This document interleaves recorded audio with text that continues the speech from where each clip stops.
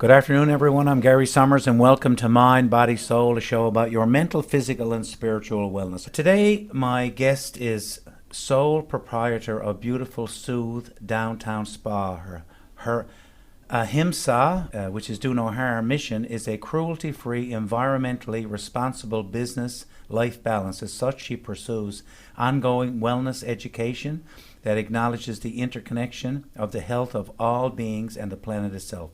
She has a master's degree in social work, a certified yoga teacher, and so many certifications. We'd spend a whole show talking about what the certifications are. Gloria presently offers exclusively plant-based culinary and yoga retreats focusing on nutrition, gourmet raw plant recipe workshops, gentle yoga, and hiking adventures. Welcome, Gloria Williams. Thank you. So, Gloria, just as an overview for our listeners, what can they expect to hear from you today? Oh, sure. Today, just look at what vegan means and what plant-based means and how that relates to health of all beings and the planet. Because that's everyone's responsibility, isn't it? The health of all beings on the planet? The health of all beings on the planet. Absolutely. We can all do our part. We can. Mm-hmm.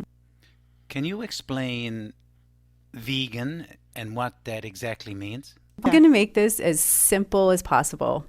And very simply put, vegan is an individual who does not consume or use animal products. The non-consuming of anything animal. Okay. That came from a mother, is a mother, has a face. So... If it has a face. The history is really interesting. Like, in the 40s, Donald Watson coined the term vegan, but before that, it was non-dairy vegetarian. And before that, Pythagorean diet, because Pythagoras was not only a mathematician, but also a vegetarian. And so back in the day, I would be considered a Pythagorean. A Pythagorean.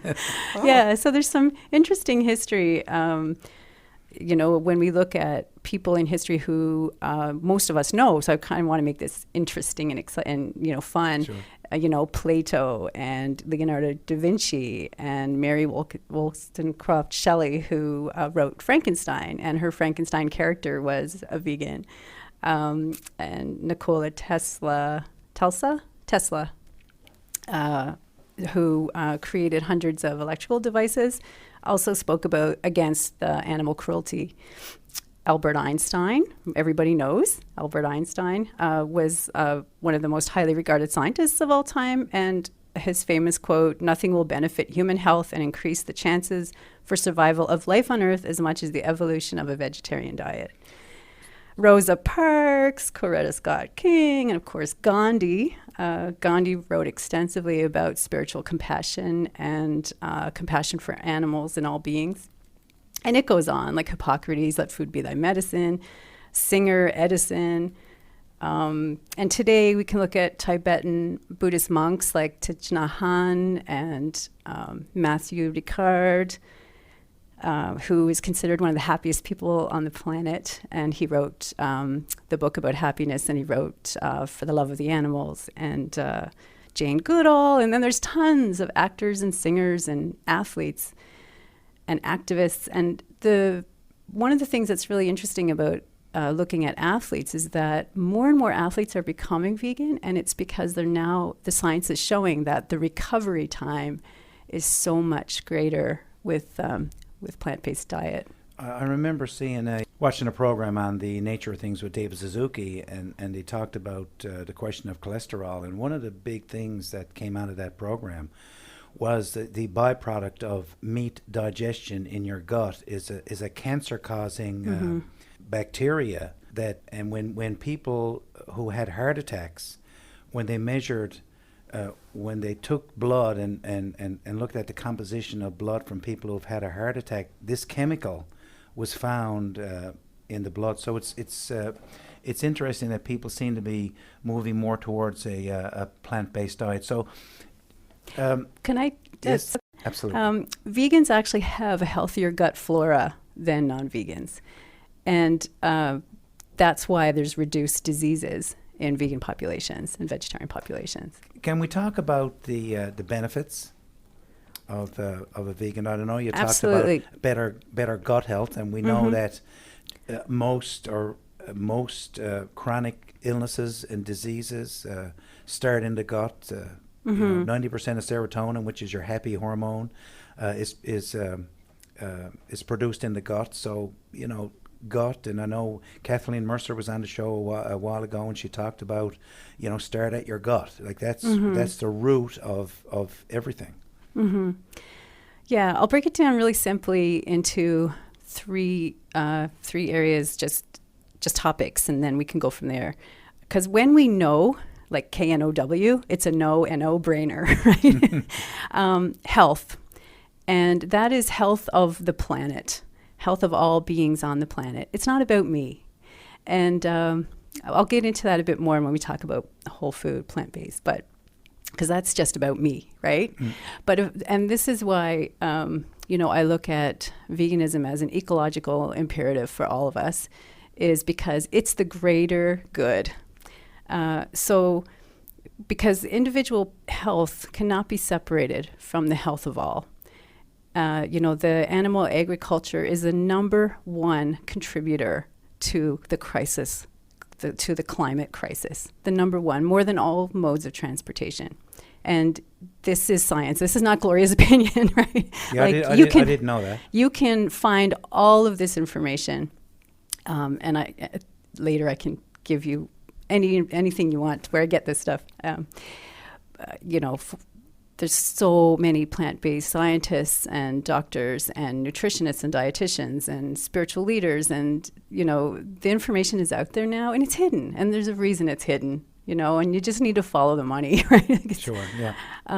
But to get back to your question, so health, and because we were talking about climate crisis and the degradation of the soil, the destruction of the rainforests, the clearing of the Amazon to grow crops to feed cattle, while people are hungry, ocean dead zones, methane gas, huge waste of freshwater resources. The amount of water that it takes to make one hamburger is ridiculous.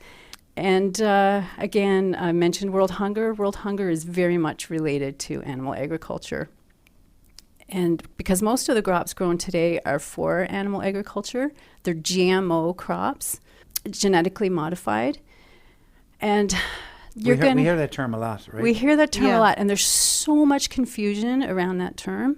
I could do a whole day on discussing that, because just to, again, simplify it as much as I can, you hear a lot of people who say, we need GMO to make enough food for everybody on the planet. You hear that a lot, right?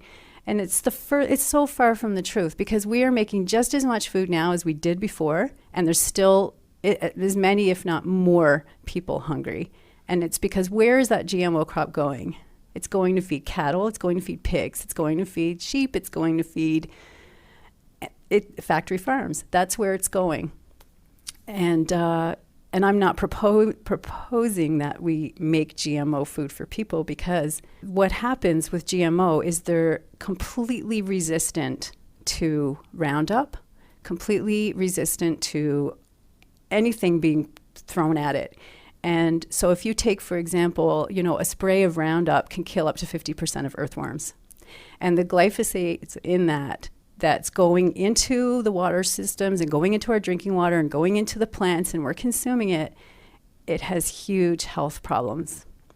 And this is, again, scientific. You can, and I'll give you a name right now, because in case we don't come back to it, Zach Bush is an incredible scientist, doctor, who has done this. He's spent his life's mission is to dig out this issue and to look at the toxins that we're being poisoned with, So, Gloria, this is great conversation, and it's certainly something that people really need to be aware of, and to also understand that we have more control over our destiny, and the more we're armed with this information, the more we'll be able to make better choices. And there's one other point you wanted to make before we move further.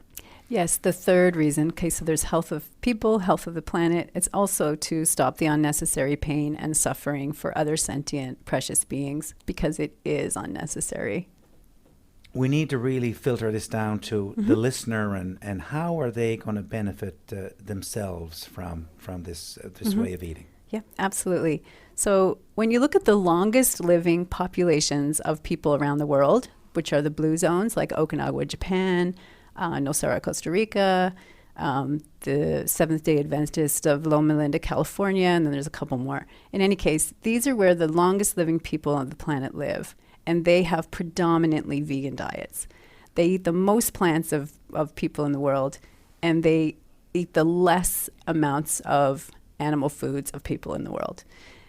And they, unfortunately, some of them are changing, like Nosara, Costa Rica, the traditional Tico diet, rice and beans and fruits, is now becoming westernized with all of the tourism. And, now it's not surprising to see, meat and eggs on the plate.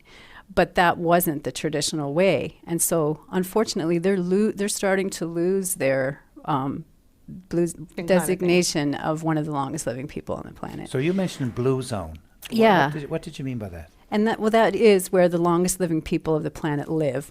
They live in the areas that are considered blue zones. So they're happy and they're easygoing, and they have good family connections, and they have the best, healthiest diets. And all of these things, enhance your health and enhance your your quality of life, reduce your stress. Because connection with family and connection with your food and what you're doing to your body is so important. So that's one. So when you look at a whole food plant-based diet, you can prevent diabetes, heart disease, obesity, headaches, arthritis. You can prevent chronic illness in general. You can reduce your risk of developing heart disease. You can reduce hypertension, cancers. You can reverse chronic illness. If you're already sick, a whole food plant-based diet done well with a good variety of lentils and beans, legumes, whole grains, fruit and veg, can have a huge impact on your health and disease, preventing, reversing. You can coast to your perfect weight and stay there without any hunger, deprivation, or a diet. Like, it's not a diet. You don't have to count your calories. You don't have to be concerned about eating too much. I mean, you don't want to overstuff yourself, because it's hard on the system. It's just hard on the body to work with all that. But you don't have to be calorie counting on a whole food plant-based diet. I know myself, and I eat a large steak and fries, and all you want to do is just lie down and go to sleep. Yeah, it kind of sucks the energy out. Yeah, out of it. and in yoga philosophy, it's called tamasic. So things that are heavy, they're dead, they weigh you down. It's tamas, and sattva is things that make you feel alive and are live foods. So we want to gear towards a sattvic diet. Yeah, I mean, you can have junk food, whether it's vegan junk food or whether it's non-vegan junk food. You can eat junk food, and we know that junk food's not good, not healthy for us, right? So it's no different. If you're a vegan, you want to avoid overpackaged, overprocessed junk foods, just as much as if you're not a vegan, you want to avoid overpackaged, overprocessed junk foods. Same thing goes, and that's where your money goes too. Like, some people say, "Oh, it's so expensive to be looking for healthy food or vegan food." But firstly, you're probably not looking for healthy food, because a bag of beans that you soak overnight and throw in the water to boil the next day costs like a couple bucks, and you can have several meals. Sweet potato bean burritos, whatever the situation is, but. You don't need to go and get, $10 packaged, processed, refined carbohydrate foods. And now I said the word carbohydrate, so I do have to qualify that carbs are really good for you. It's where you get your energy. There's a lot of confusion. There's confusion about everything, because there's just too many damn messages out there that are, again, follow the money. There are too many messages out there that are confusing us, that are really, that's what they're doing, is they're causing confusion, and that's what they're meant to do, But carbohydrates are good. It's where we get our energy. What we want to avoid is refined carbohydrates. We want to go for the whole grain carbohydrates. We want to go for the stuff that actually still has all of the great quality nutrition in it, not all extracted and then other stuff put in its place, sugars and oils and chemicals. And Can we get all our nutrients from a plant-based diet? Absolutely. Absolutely. So, from a plant-based diet, you can get everything you need. You have soaring energy levels. You maintain vitality as you get older. You're delighting in nature's finest foods. It's what nature intended. Okay. You just have to avoid the junk, and it doesn't have to be complicated. It's about variety. It's about making sure you have vegetables and fruits and whole grains and legumes, and and it doesn't matter if if I ate a big pot of whole grain basmati brown rice today, I'm going to be okay tomorrow. I'll just have something different. Like it's like we don't have to get too hung up on making sure. And having said that, we want to make it as well balanced as possible. But if you went off and had your typical junk food for one day, you're not going to die from it. True. Yeah. Do you know what I mean? Yeah. But we tend to get really nervous and hung up about, making sure we do it right. And it's, well balanced, yes, absolutely. But if you blow it one day or you think you do, you haven't really. You're eating plants. You're not going to blow it. Yeah, right? yeah. So it's simple. It's science-based. And they're, the food groups, as long as you're, having a nice variety in the whole grain department and in the fresh vegetables, lots of greens. And like I grow microgreens in my kitchen. It's super easy. I grow sprouts in a jar. It's super easy. You just go down to Gay Seed and buy a bag of sprouts in a sprouting jar, You're committed. Yeah. You're not but just it's involved, easy. you're committed. And it doesn't have to be hard, at all. I guess the hard part is to deal with the advertising and how good that hamburger looks on TV, and we're just so entrenched in that North American type of the standard American diet, right? That is really, really difficult. Yes. What about all the nutrition that people say on a vegan diet you don't get? How do you address that? I think that a lot of people now realize that you can get your protein from plants because science is there, and it's easy to find that information. It's getting easier all the time. But if you look at it like really simply, what are the biggest animals on the planet? Cows, giraffes, gorillas, horses. They all eat plants. Where do they get their protein? They get their protein from the plants, right? So really, we're getting it secondhand if we eat them. We can go straight to the source. We don't need to kill them for it. It's very interesting when you look at it that way. The biggest consumers of plants, the largest animals on the planet, are the ones that eat plants. And they need protein. And elephants, right? They eat plants, predominantly plants, and they don't have a problem with protein. Yeah, it's like I said, a good variety. Keep it to whole food, plant-based, not your junk.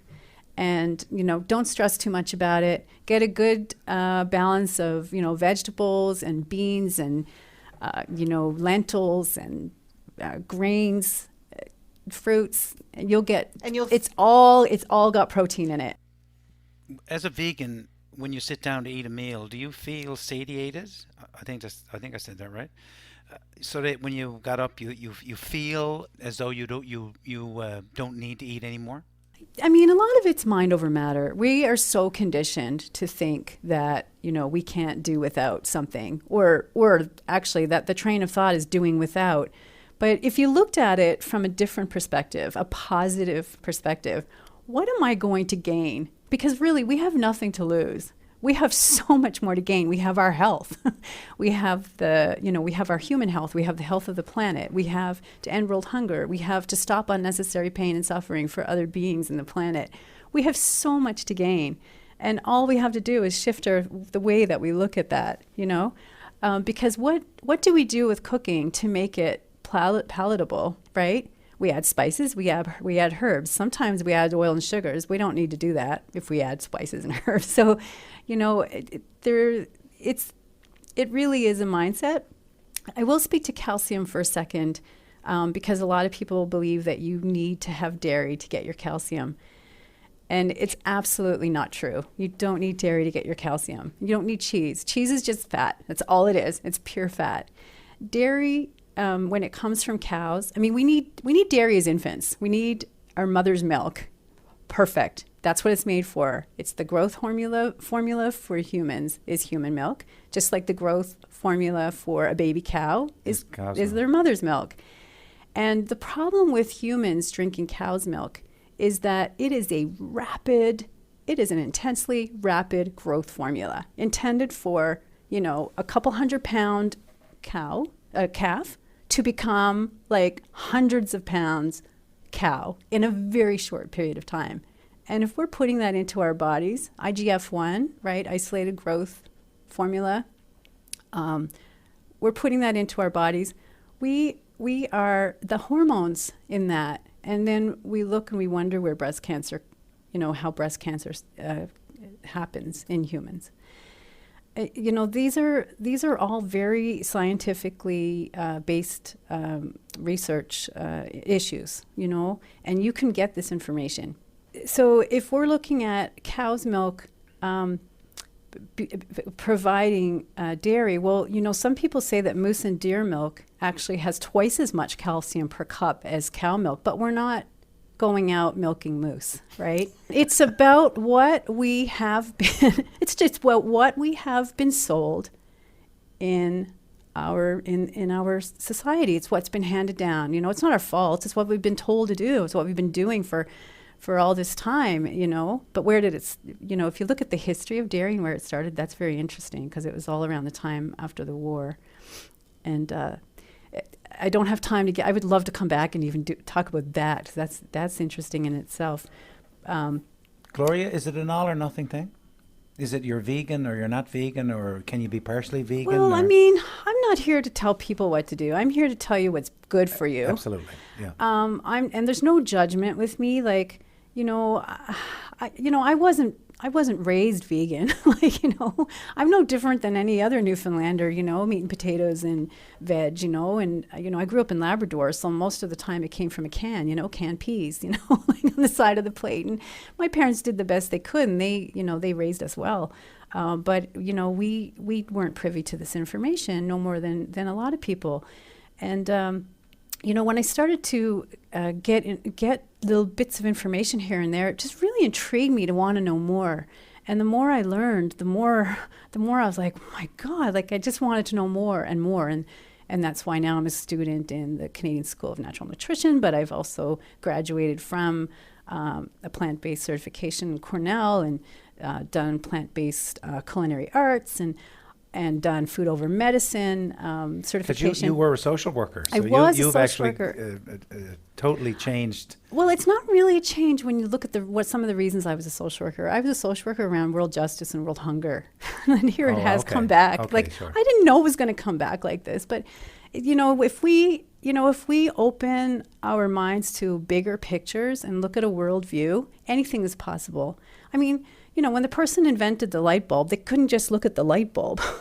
They couldn't just look at that glass bulb, whatever it looked like back then, but they had to see a bigger picture, like, circuits and switches and, underground wiring and whatever the situation was. But it wasn't just this little thing. And so I think if we can expand our global view, and this is something that, why I guess I there's never any judgment with me, is because I didn't always have a global worldview. We wherever everything we touch and see in our existence is what we know and what we have and what we can base our experience on. So it's only when we expand that, then we can move into the idea of ahimsa and doing no harm. It's only when we expand that you get out of that box. Gloria, let's just go back to milk for a second. And can you talk about milk as to whether that's something humans should be consuming? It's very bad for you. It's very bad for you. Not as as an infant baby, you need milk until you're out of infancy. But that's breast milk. That's breast milk from your mother. And because it is created in nature for you by your mother to give you what you need to get through infancy, just like any other animal on the planet. They need their mother's milk. Unfortunately, they're not getting it, right? Babies are being stolen from their mothers, and their mothers are hooked up to machines, and they have tragic, painful lives of, they're impregnated while they're pregnant. They're milking while they're pregnant, and then they're impregnated constantly. Like it just continues on so that there's always milk. Like it doesn't, so their bodies wear out in about 4 or 5 years, whereas the average lifespan for a cow would be like 15 or 20 years. So where do we get our calcium from? No, I'm really glad you asked me that because there are so many ways to get calcium, just as there are so many ways to get protein. It's in the plants. It's there. We don't have to stress over it. If you have a cup of fortified almond milk, there's 300 milligrams of calcium in that. Same goes for soy if you can't eat almonds. If you have 4 ounces of tofu, there's 200 milligrams of calcium in that. 4 servings of fruit. And when we say servings, we only mean half a banana is considered a serving by food guides, right?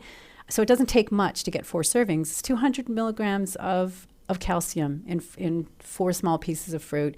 5 servings of vegetables. Again, serving is usually small in these food guides. You got 300 right there of calcium. High calcium greens, you get even more, right? So kale and spinach and broccoli and, all of the leafy greens, especially chard. So beans, a little serving of beans, like 200 milligrams of calcium. Nuts and seeds, it's in everything. And that's why I say, just a good variety and a good balance of foods on your plate. And if not the plate right now, well, the plate later. It doesn't have to be stressful. See, and I know you've tweaked a lot of people's interest, and thank you very much. I know you're a busy lady, and we really appreciate you taking the time to come in and educate all of us. Thank you. On living a better life. That's it this week for Mind, Body, Soul. We'll be back again next week with another interesting guest.